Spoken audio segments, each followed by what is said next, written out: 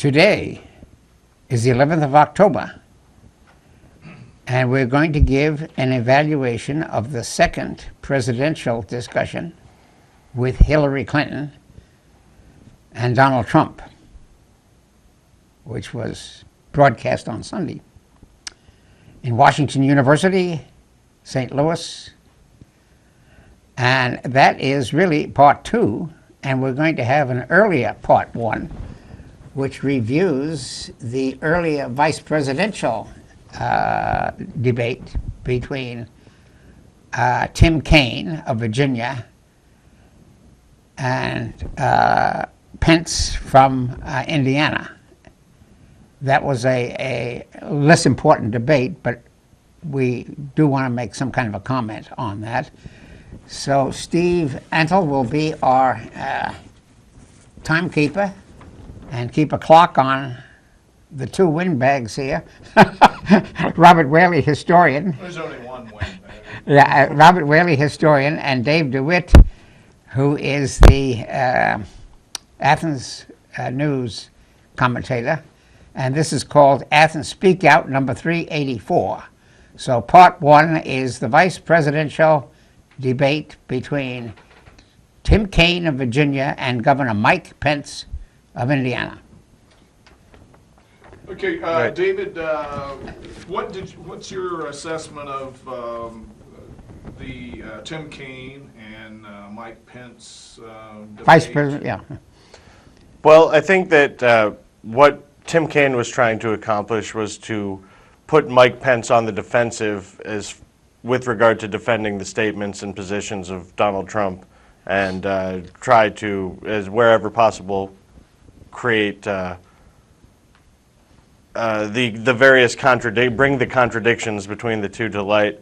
And Mike Pence's goal, I think, was to put forward a more broad Republican platform in general, pivoting away from defending Donald Trump specifically. I think that the debate probably didn't move the needle very much for anybody. Most vice presidential debates would not move the needle much for voters. Tim Kaine started off rough, I think, with interrupting a little bit too much.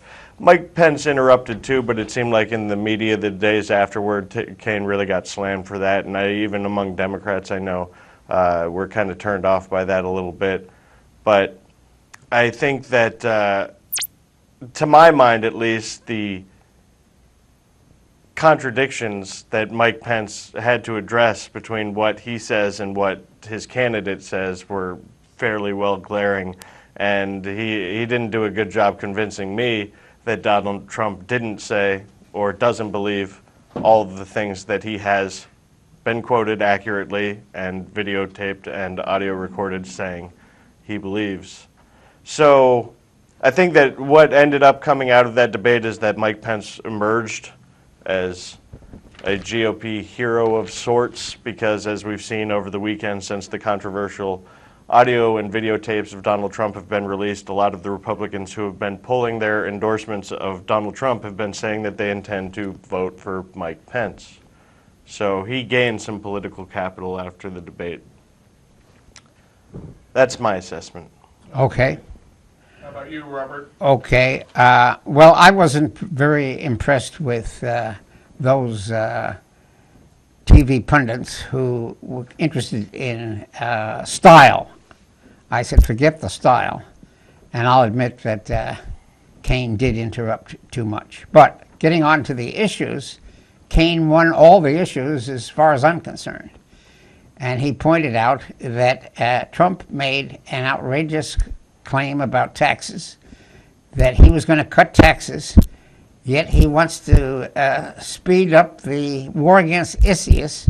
How does he pay the troops? Expand the date. I thought that was just a non-starter. So then I discovered on the sidelines that HNN, which is a history news channel, published an article by Bill Moyers and his new associate, Michael Winsett. And he made a sensational statement on the 19th of September, 2016. The title of his thing was, his show was, "There is no debate. Let's call the whole thing off." And he denounced the TV pundits for trying to make money and trumping up a non-debate. And the real debates go back to Abraham Lincoln and the Illinois Senator Douglas, is when you had a real debate between two candidates, and the job of the moderator is just to keep the clock. And Moya's big comment is that the TV pundits are trying to be the kingmakers. And I thought that's a very good show, and we stuck that in. So anyway, getting back to Kane winning the second issue was that he believed in low taxes. And they went on and on and on how he didn't pay his income taxes. And Pence defended Trump on that. And then his second, or I guess the third issue, you could call it, second or third issue, depending on the way you count, is the women's issue. Kane came out foursquare, enforce Roe versus Wade in the Supreme Court decision. And this was, as far as I'm concerned, the issue which, when the women vote. And Kane is a liberal Catholic, a John Kennedy Catholic, who is coming from the state of Virginia and is endorsing Abraham Lincoln as a hero of the whole country. And he's made a statue of Abraham Lincoln in Richmond, Virginia, and he's telling the Confederates of Virginia, forget about the Confederates, let's go to the future and make Abraham Lincoln a hero of the new national parties. Okay, I think he won the race issue as far as I'm concerned. Anything else you want to say before we move on here? Well, if I got another minute, Social Security issue. I think that Kane won it. Pence wants to cut down Social Security. He wants to privatize it. He's still the old Republican who believes in low taxes and make the poor and the working class pay more.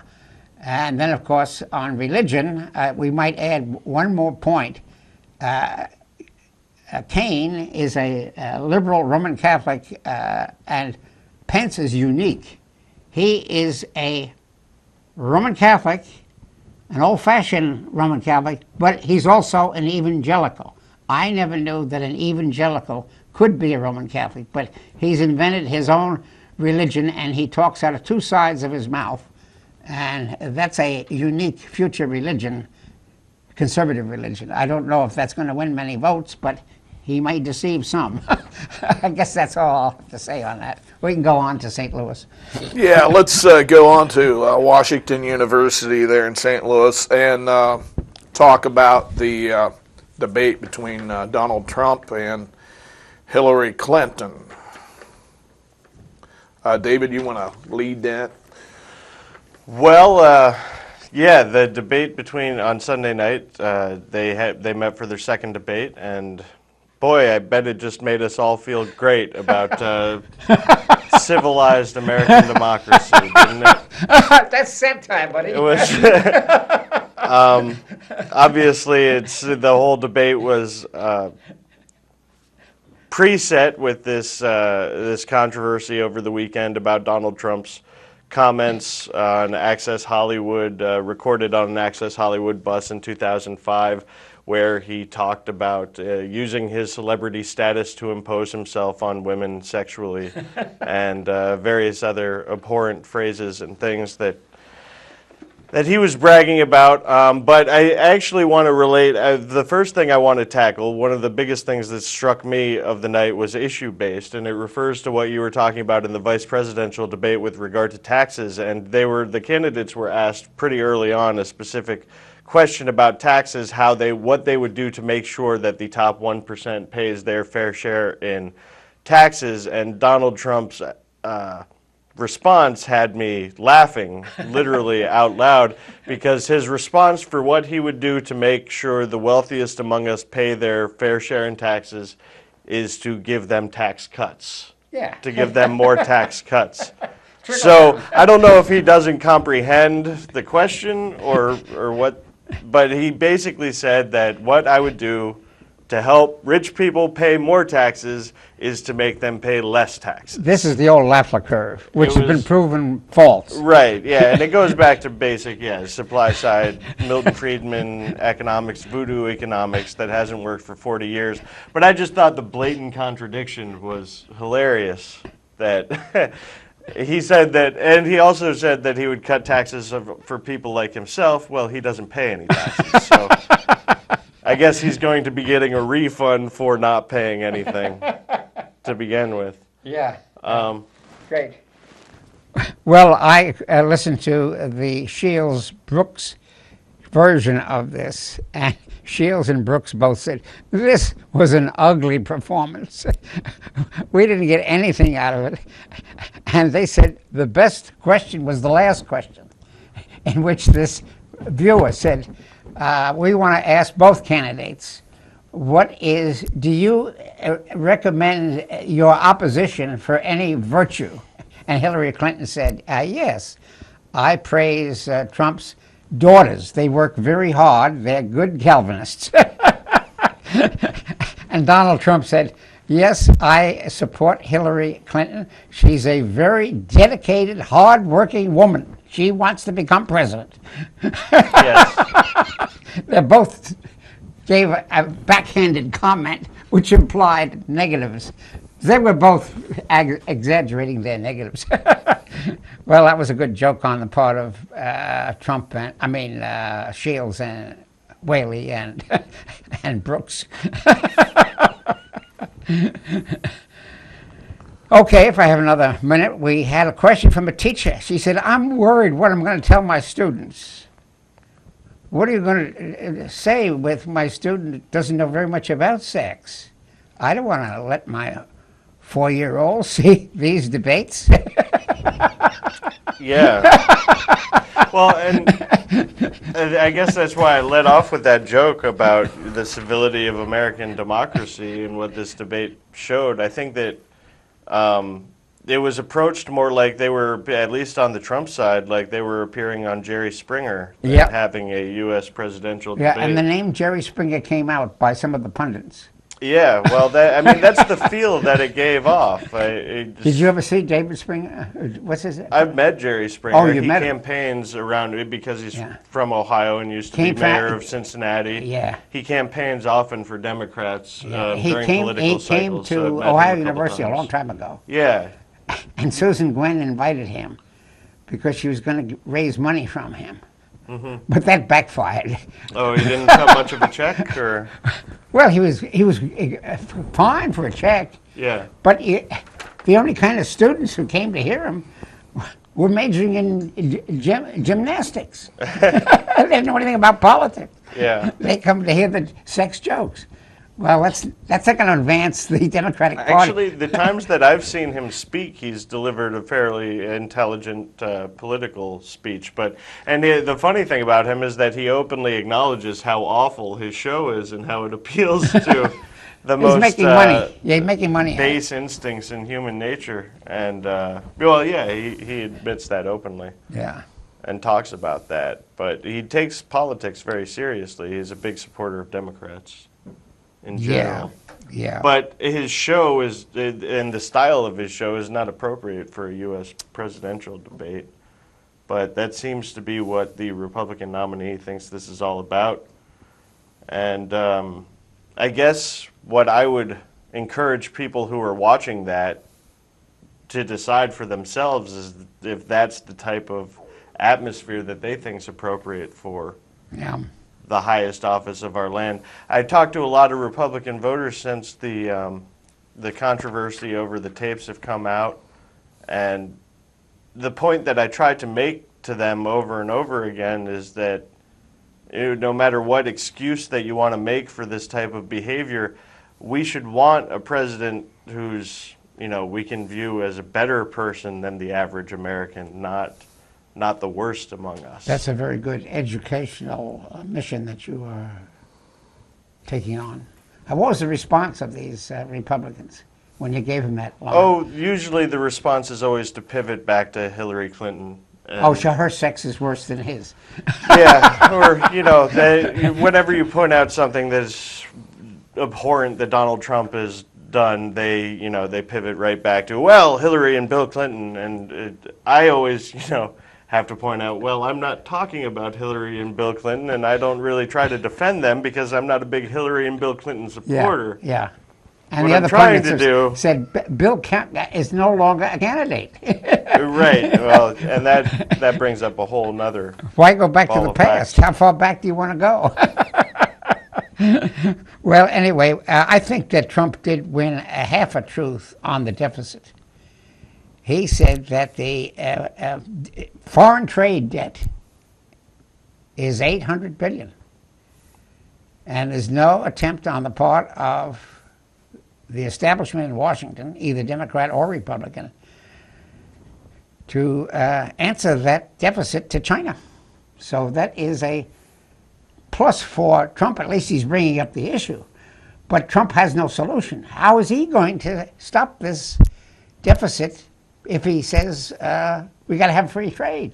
His remedy doesn't meet the problem. He points out the problem, but I have no remedy. He's not confident. Anyway, he wins a half issue for at least bringing up the trade deficit, because that is going to be a problem in the future. And Hillary's not answering it either. Oh, yes, Hillary is. I take that back. She had been resisting the TPP, roll that back. Mm-hmm. But she's recently endorsed rolling the TPP back and joining Bernie Sanders and Brown from Ohio in opposing it. In opposing but what it. I can't tell with her is whether or not that's political expediency or any sort of actually deeply held conviction. Who knows? Yeah. So anyway, I would like to go back in history about where this trade deficit came from and where the national debt came from. So I'm turning the clock back to 1964, when this is long before Trump. Trump hasn't started this problem. Trump has inherited the problem, and Hillary has inherited the problem, because the trade deficit began in 1964, and the national debt problem began in 1964, when Lyndon Johnson, Democrat, started getting involved in the unwinnable war in Indochina. And the United States was spending more and more money of its GNP on arms, and was spending more than the Soviet Union on arms. So the statistics are, in 1964, that Japan and Germany and England had a gross domestic product which was beginning to catch up and competing with the American gross domestic product. In 1964, Japan spent 1% of its GDP on defense. Germany spent 2% on gross domestic product for national defense. The British, having an empire which is in crumbles, but was still spending more, 4.5% for defense, because London was still trying to finance the remains of the British Empire in the Middle East. The United States was spending 6 and 7% a year on defense in order to compete with the Soviet Union on the nuclear arms race. So in effect, the United States has been subsidizing NATO, the European Union, from 1964 to the present time. Then, as the Vietnam-U.S. War continued on from 64 to 75, the American national debt started to go up year by year, year by year. So then the foreign exchange problem gets going faster and faster every year. And the value of the American dollar after 1971, when Nixon goes off the gold exchange standard, starts to compete with the euro and even with the British pound and the French franc. So Nixon in 72 won the election but lost the Indo-Chinese War. But because of Watergate crimes, Nixon was impeached, forced to resign in '74. Now we come to President Ford, 1974 to '76, and President Carter from 1976 to '80. They didn't raise the debts very much because the war was over. And Ronald Reagan then served from 1980 to '88. Now, all these presidents spent a lot of money on the armed services, but did not raise sufficient taxes for the military. And the national debt under Ronald Reagan begins to increase. You can't have expanded military operations and cut taxes. That's the Lafleur curve. That's the absurdity of trickle-down economy.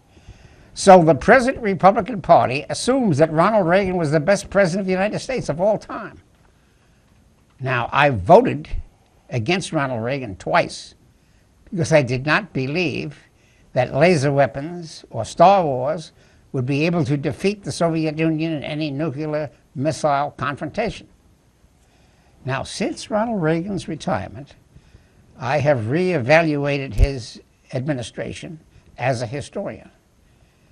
And I must admit that Ronald Reagan did help end the nuclear arms race with the Soviet Union by signing 2 nuclear disarmament treaties, which came to me as a surprise, and apparently all of the Republicans. They were called START 1, the Strategic Arms Reduction Treaty. And his second treaty was called the INF, the Intermediate Nuclear Forces Agreement. And Ronald Reagan, Secretary of State, secretly, behind the scenes, despite all of the propaganda about winning the Cold War and expanding the arms race and expanding Star Wars, George Shultz encouraged Ronald Reagan to meet with Mikhail Gorbachev, head of the Soviet Union, in 4 summits. And they met head-to-head in 1985, 86, 87, and 88. And the 2 heads of state signed 2 secret treaties reducing the Soviet-American ICBM stockpile by 1/2. And then the second treaty, the INF agreement, between England, France, Germany, Poland, and all of the East European countries that were in the Soviet sphere, dismantled all of the short-range nuclear missiles so that Europe is now a nuclear-free zone.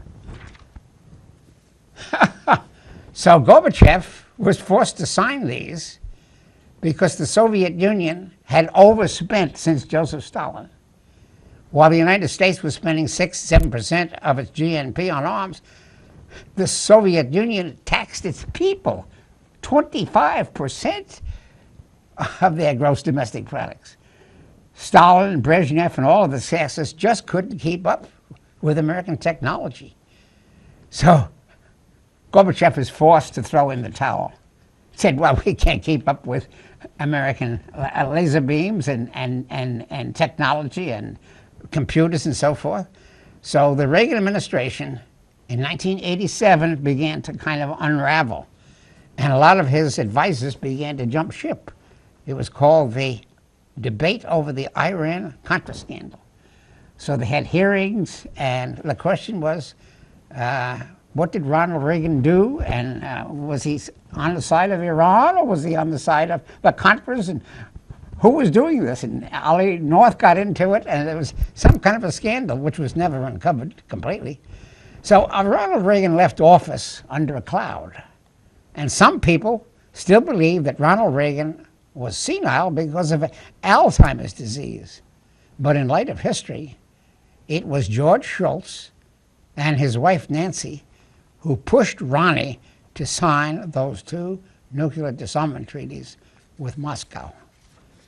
And in 1989, the Berlin Wall collapsed. And Gorbachev informed the communist satellites government, East Germany, Poland, Hungary, so on, captive nations, Soviet troops can no longer your failing communist satellite states. So in a way, Ronald Reagan's spending on arms certainly did contribute to the internal collapse of the Soviet Union. But basically, Gorbachev was faced with dissent at home, competition from 10, 12 different diverse pressures.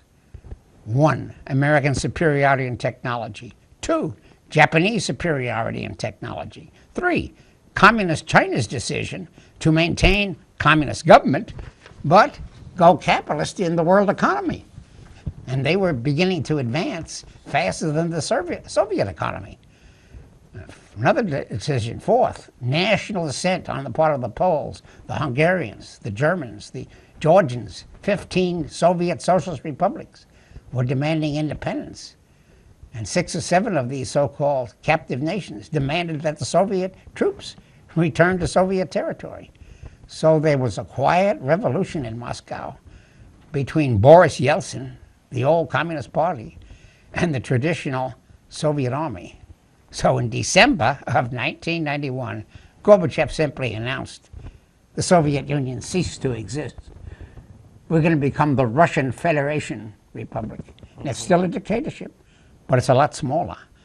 And inflation was wild in the Soviet Union because the ruble collapsed over a long time.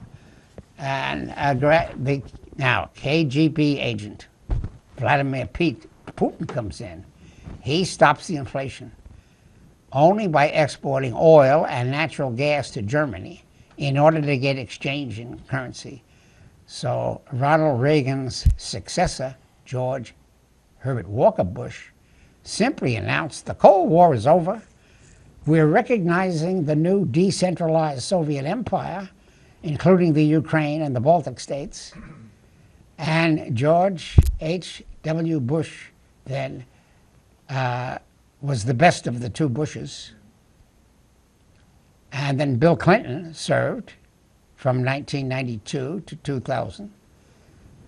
These 2 presidents did very little to expand the debt, but they didn't stop it. But it slowed down a little bit. But they also ignored the basic problem of the national debt, and they really didn't get at the root of it. And it didn't grow very much from 88 to 2000, but then came George Bush 41. I mean 44.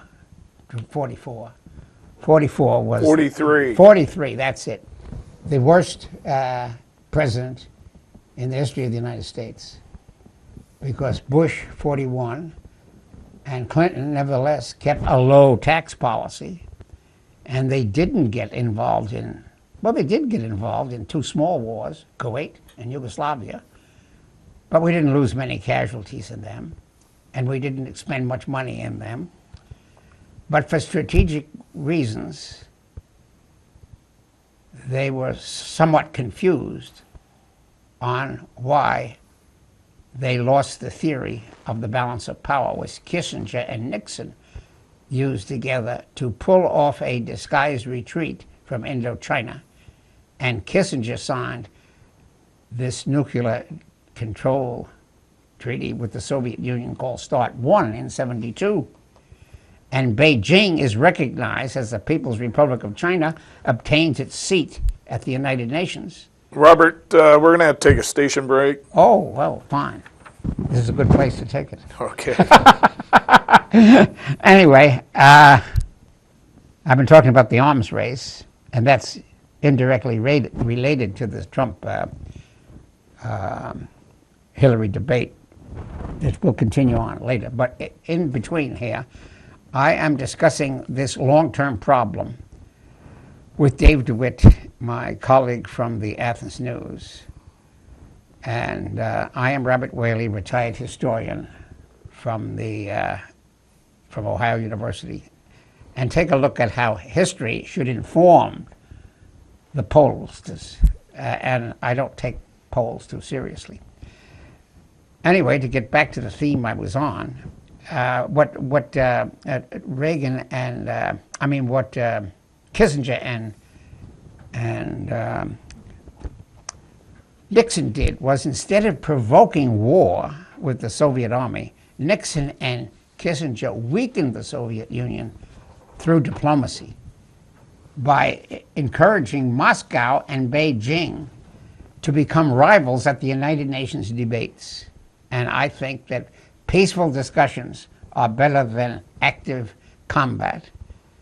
Then we come to, well, no, we're still on George Bush 41, who was totally ignorant of history and the Vietnam War, but it was 43 who then lost the balance of power theme when he came to power, and suddenly the United States invades Afghanistan, Iraq, Pakistan, and Bush 43 had no idea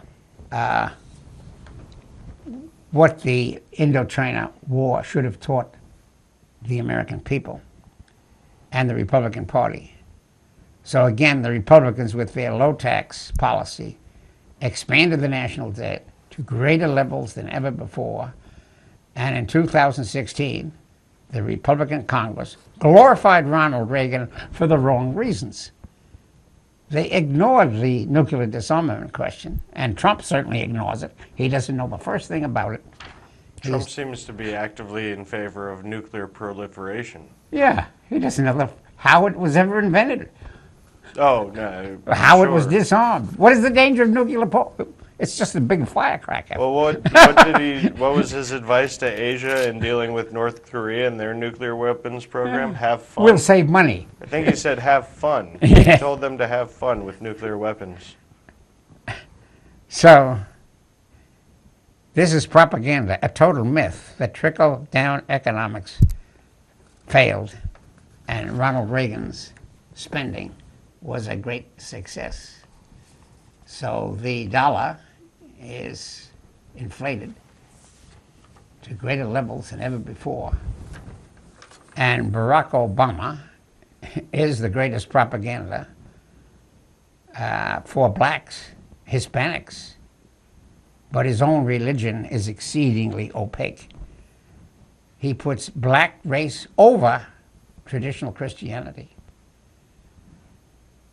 So I never got a clear picture of how a black from Hawaiian Islands obtained the money to go to Occidental College, Columbia Law School, and Harvard Law School. But he is certainly a great propagandist on the TV channel. Apparently his rapid rise was due to the United States Senate from the other senator from Illinois, Dick Durbin, who was his first supporter. And he wanted to try and stop black crime in Chicago, and played down crime in Chicago by getting Obama nominated as the Democratic Party nominee. But I don't like Barack Obama as an inheritor of Martin Luther King's moral position.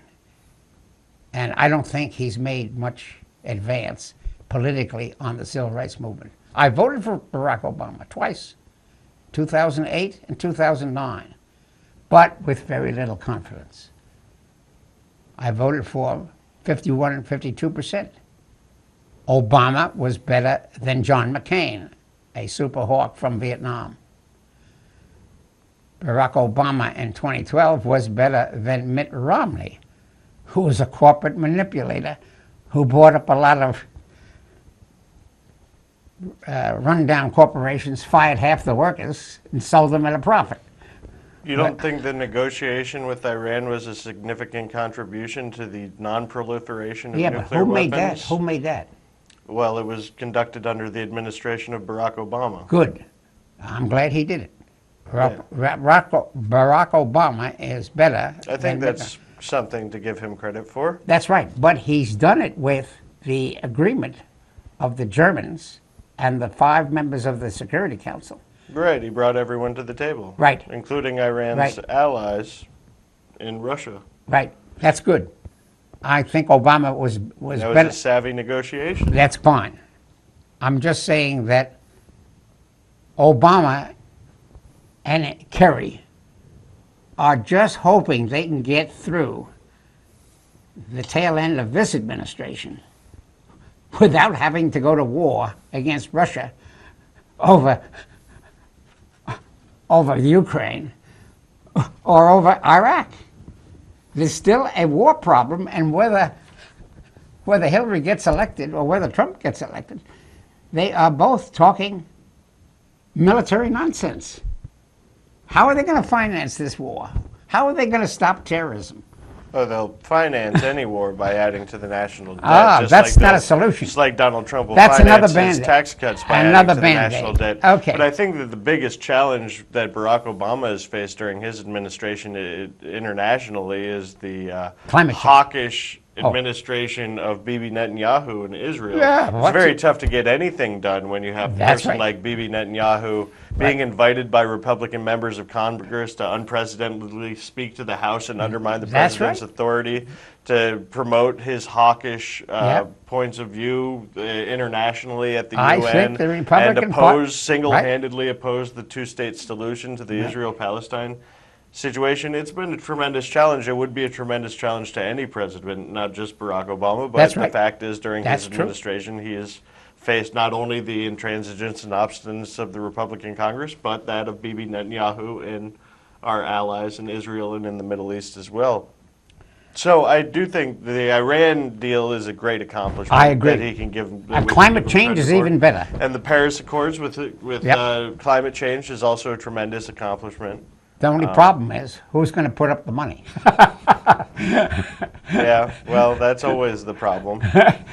And I think that I don't think that Trump is going to help. Hillary may help. With the climate change? Yeah. It would be really nice to see anybody actually discuss that. We really haven't had any serious discussion of climate change in either Right. of the presidential debates so far. Right. I would love to see that brought up in the third. Right, right. Well, we're going to have a lot of challenges in the third. Anyway, Barack Obama's contribution to the national debt has never really been explained in the 2016 presidential debates so far. And today, the dollar competes with the euro, with the pound. No, the euro, and the pound is on the rocks. What is the meaning of the exit vote? Is the British trying to save the pound? Or are they going to get out of the European? They crashed it by... Yeah, well, they're in limbo. They don't know what they're going to do. Yeah. The two parties in Britain are in limbo. But anyway, the pound is in trouble. The euro still stands. And the yen is being subsidized by the United States. And there are today 3 independent currencies. The United States dollar is still independent. Germany, EU together have a second form of currency, but they're both on fiat, no money. And then we have the questionable renminbi of China. They got the industry, they're growing, they got gold, but the renminbi is pegged to the dollar, and every time the dollar inflates, the renminbi inflates in tandem. So the foreign trade balance, which I started this thing off with, that situation's still in limbo. Well, you could view it as a situation similar to the Cold War with nuclear weapons. Is mutually assured destruction with nuclear weapons is kind of the same with the United States dollar and the Chinese renminbi. Mutually assured destruction if if it crashes, right? So yeah, both the two greatest powers, the greatest economic power, the United States, and the emerging greatest industrial right. power, China, both have a mutual interest in the dollar not collapsing, right. because it would lead to mutually Now, assured the thing that destruction. makes China hesitant is the cost. In theory, they can turn in the surplus paper dollars and ask for gold. But once they do that, then their exports are cut off. Right. What do they do with those exports? Again, you're So right. they're playing by ear of when they're going to pull the plug. Well, both countries have to at this Right. point. Right. So the Trump is going to, I think, be defeated because he lacks Hillary's experience with the State Department and throughout the Washington bureaucracy. So anyway, the 11th of October debate, in my opinion, was a clear victory for Hillary, who has the backing of the mass media and the State Department. And Trump's experience in real estate salesman is dubious credential and is giving votes to the lower middle white class who do not understand how unemployment came about and feel that the Democratic Party has betrayed them because of their loss of jobs over the last 20 years. So Trump talks big about invading Issues, but according to Mark Shields and PBS, neither Hillary nor Trump have any idea what to do about Issues.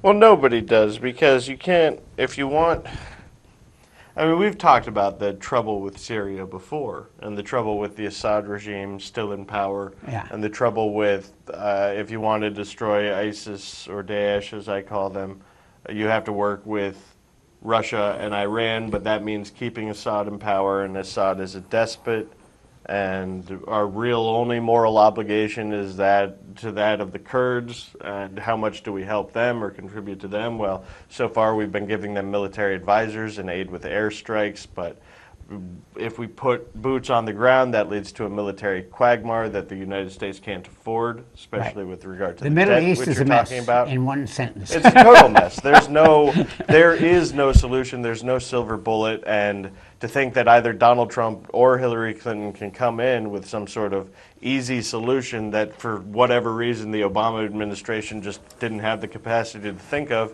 is silly. It's nonsense. It's not going to happen. There is not going to be a solution. You could make the argument that we could have an international coalition. I would advocate for Eastern European countries who have a vested stake regionally in solving this situation to lead it. But you could make that argument that we could have an international coalition that can come in and face Daesh and what they always say, destroy and eliminate them. But then we still are left with the power vacuum in Syria. And whether it's the Assad regime or whether someone else comes into place, usually when there's a power vacuum in the Middle East and someone else comes into place, the only people who are organized enough to do it are the religious zealots, the All right. Islamic so theocrats. far that's speculative theory, but you got to look at the geography. Well, it's either Assad or who, No, right? no. You begin. And Russia and Iran aren't going to give up Assad. All right. You begin with the United States and the Soviet Union. The new Russian Federation. You got the United States and Russia have to make an agreement. Now, the obvious agreement is we got to make a concession. The United States will stop talking about the Ukraine and simply say to Moscow, the Ukraine is your sphere of influence.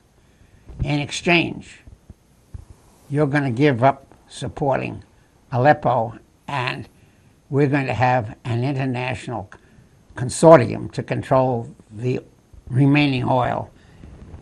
So sell out Kyiv in order to save Damascus? I don't know if that's... You're going to sell... You got to save... Well, you got to save Damascus. Damascus is going to be the capital of a new Syria. Right. The question is, the new Syria, if the United States and the Soviet Union agree, is going to be a joint protectorate of Moscow and Washington. They're the only ones that have the money and the arms to enforce this. Now, what the Turks do and the Saudis, that depends on American money. The Turks and the Saudis are not going to sacrifice many ground troops. That's the problem. The United States is still thinking that we have the Air Force. We can hire a lot of Saudis and Egyptians to go in there and fight on the ground. No, that's not going to happen. Most of the rich people in Saudi Arabia are funding ISIS. Yeah, well, they want airplanes. They're Sunnis, because they're Sunnis. They're going to have airplanes. It helps them in their war against the Shiites. Yeah, and I have a friend of mine who's an Egyptian. He's not voting for Hillary. Is he voting for Trump? No, he's not voting for Trump. He's throwing his vote away for a third-party candidate. Jill Stein, I think, is who he said. I don't know. He doesn't know anything about Jill Stein, but what he does know, he does not like Saudis. The Saudis are behind this Syrian war, and they want to make the Syrians Wahhabis. Yeah. And he is a Christian Copt and doesn't like the Egyptian Brotherhood. So Yeah. he's stuck between the devil and the hard place. Right. Well, that's the dilemmas we face. We got too many players on the table. So anyway, Well, there's no good solution. yeah, there is a feasible solution if the United States and Russia get together, and the United States has got to give a concession. Well, yeah, some sort of concession for Russia to give the concession over the Assad regime. Yeah, they're going to So say. far, the Obama administration has been demanding the concession over the Assad regime, but I don't know what they've offered or what John Kerry's brought to the table on our side. For Well, they that. keep stalling on a ceasefire. They're going to get a ceasefire, but this ceasefire breaks down the following week. Right. And what Kerry and Obama really want to do is get to November when they retire, and then they say, "Okay, Hillary, it's your problem." Well, yeah, they can run out the clock, but Does Kerry actually get to meet face to face with Assad? No, he gets to meet with the Soviet counterpart, the Soviet ambassador. Oh, okay. Yeah. And they say, let's have a ceasefire. And they say, fine, we'll have a ceasefire. It lasts for a week, and then, the ceasefire is broken down. Yeah. And it's broken down over Aleppo, Yeah. because the Soviet has their sea base at Aleppo, and it's taking oil out of Aleppo. Yeah. And the United States keeps lowering the price of oil in order to weaken Soviet oil prices, because they're exporting Russian, I keep saying Soviet, that's my senility, but Russian oil and gas can pay for Russia's foreign exchange by Sure. exporting to Germany.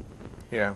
So Russia and the pound and the dollar are in competition, because the American and Saudis are cooperating in making the price of oil go down in order to weaken the Soviet Union, or in order to weaken Russia, Yeah. Russian Federation. That's the dilemma. Well, you say that oil and everything's going to Germany. It could go to It could. Russian oil could be exported to Germany. Oh, okay. Germany has the choice of taking Saudi oil Yeah. for dollars. Would Angela Merkel be acceptable to that? Angela Merkel was trying to play the independent game, but she's in trouble now because of the refugees. Yeah. She's saying to the refugees, we're not going to take any more refugees. Right. So the euro is not in good shape. The pound is not in good shape. So I asked the question, and that's what my friend Nicholas Macedas, you know Nicholas Macedas? Yes, the I medical met him, doctor. yeah. He doesn't trust the British, and he doesn't trust the Germans from World War II. Yeah. And Greece is going down the tank. Yeah. Oh, yeah. I think it's gone. Yeah. Yeah. So Yeah. so Trump. So he doesn't. want So why would he mistrust the British and the Germans? So being from Greece. All right. Let's go back to World War II. Hitler invaded Greece and Yugoslavia before he invaded the Soviet Union, because Mussolini was his own imperialist. And Mussolini was thinking of making an empire in the Balkans. So he then had Albania as his satellite. And he had a friendly Ustashi Croatian fascist party, okay? And he was trying to break up Yugoslavia and trying to invade the Balkans in order to make Italy a big empire. So anyway, Hitler did not want Mussolini to go into the Balkans. He wanted the Balkans to be safe with no British possibility of outflanking the Soviet Union when he sent his whole army into the Soviet Union. Yeah. So this Yugoslav-Greece problem opens up in March before June 1941. And the British had good intelligence with Yugoslavia. And Yugoslavia was in the early World War I period was allied to France and England, but they had agents in Yugoslavia. In fact, that's where James Bond came from. The original James Bond was a Yugoslav, a double agent, who gave intelligence to Germany and intelligence to the British. Well, anyway, the British pull off a little coup in Yugoslavia, and they say no to Hitler. No, we're not going to cooperate. We're not going to cooperate with Mussolini either. So Hitler makes a 11-day invasion, and he goes down through Yugoslavia, and he goes all the way down to Greece. And the reason why he goes to Greece is that the British have an army in Cairo and in Cyprus. And Greece is a way for the British Expeditionary Force to get into the Balkans. Okay? All right. So the Balkans are now heating up. Well, anyway, that whole little coup delayed Hitler's plan to invade the Soviet Union by 1 month. He was going to go a May, have an extra month to get to Moscow. Well, because of the Yugoslavian affair, he had to take care of Yugoslavia and Greece, and he invades them, and so forth and so on. Well, what happened to the Greek army? The Greek army, from October 1940 to April of 42, was fighting a bilateral war with Mussolini's Italian troops over Albania, okay? Well, the Greek army flees to Cairo and is now under the command of the British Army on the hopes that the British will come back again and invade and set up a new Greek independent state with British finances. Oh, that's what happened in 1944. In 1944, Hitler knows he's losing the war. He pulls the German army out of Greece and Yugoslavia, and Tito rises up, has a guerrilla army there, and there is a guerrilla army in Greece. There is a National Liberation Front, influenced by the communists in Greece.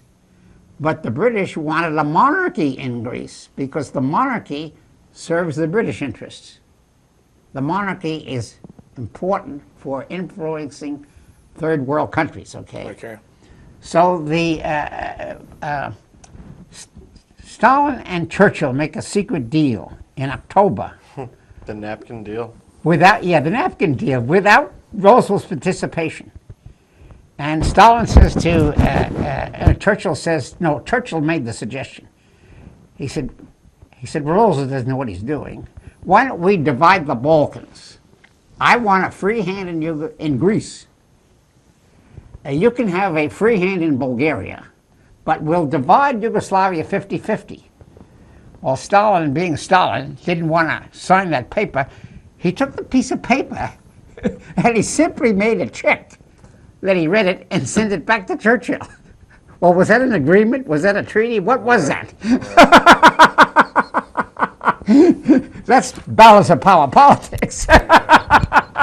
Well, anyway, from the Greek point of view, Britain was for Britain, Russia was for Russia, and they were going to use Greece as a pawn in the Cold War. Oh, the Cold War only begins in Greece, okay. from their point of view. So anyway, the Greek army that was interned in Egypt was drafted by the British Army and told, well, we're going to invade Greece, and you're going to support the monarchists, not the NLF, not the National Liberation Front. You're going to support the monarchists. Yeah. Well, there were a lot of Greeks who didn't want the monarchy there. So Greece was in a civil war, Yugoslavia was in a civil war, and gradually World War II becomes the Soviet thing. Well, that's a kind of a tangent, but it helps explain the balance of power. David, why don't you take 2 minutes and just Summarize give us an where we've been. overall view of what you saw Sunday evening and In the second debate? Yeah. What I saw Sunday evening was a vulgar talking yam called Donald Trump, disrespecting himself, disrespecting American democracy, disrespecting the process, disrespecting the Constitution, disrespecting truth, honesty, diplomacy, and pretty much every American value that you can think of, in creating a sideshow, carnival, kabuki theater to the presidential debate. What I saw was a infomercial huckster lying through his teeth constantly, while I suppose making what some might consider a pitch to be the commander-in-chief of our military and the head of state for our country. I think that it was a sad show for everyone who had to muscle through it. I don't think it's going to get any better. I think it's going to get only uglier and uglier from here on out. I think that it's going to perhaps irrevocably change the nature of political discourse in America. I think that he's going to open the door for the next despot and demagogue to come along and try to do the same things, maybe not in his style. I think it also exposed who he is as a person. I think we've learned a lot this week about who he really is. And I think that he's making a very big strategic mistake focusing on Bill Clinton's past, because that's been adjudicated in the forum of public opinion for 20 years, whereas Donald Trump's, as we've seen in the past couple days, is now just coming to light. And he has a lot of allegations against him, all his own, and I think we're only going to learn about that more. I'm going to give Robert 2 minutes, and then that'll be the program. Well, I think that Trump will lose in the vote. Hillary will win. But I don't think that Hillary's new administration is going to be any easy task, and she may probably be a one-term president. And my advice to her is to start talking about her liberal Methodist religion, and she should be talking about Tim Kaine's liberal form of Catholicism, and bring back Christian values for the youth of America on the 12 to 18-year-old education. And I have a book here who's a friend of mine. We've talked this before, Burnham. Burnham doesn't tell us what his religion is. He's a historian. But he has a Methodist wife, and he had 4 or 5 children, and he dedicates this book to them. And he entitles this book, Bad Habits. Now, in the old days, back in 1948, when I was a kid, we would have called this venial sins. And there are 6 of them: drinking, smoking, taking drugs, gambling, sexual misbehavior, swearing. And I say that those 6 bad habits are going to have to be discussed in the future by a liberal Methodist and a liberal Catholic. We're going to have to end the program That now, is the end of the Robert. program. And this is called Oxygen in, democracy is the oxygen of democracy. And I would like to suggest that we talk about bad habits next week, if my colleague I agrees. promise to do my research in the meantime and see how many I can. Okay. I'm just kidding. All right, so do you want to pass?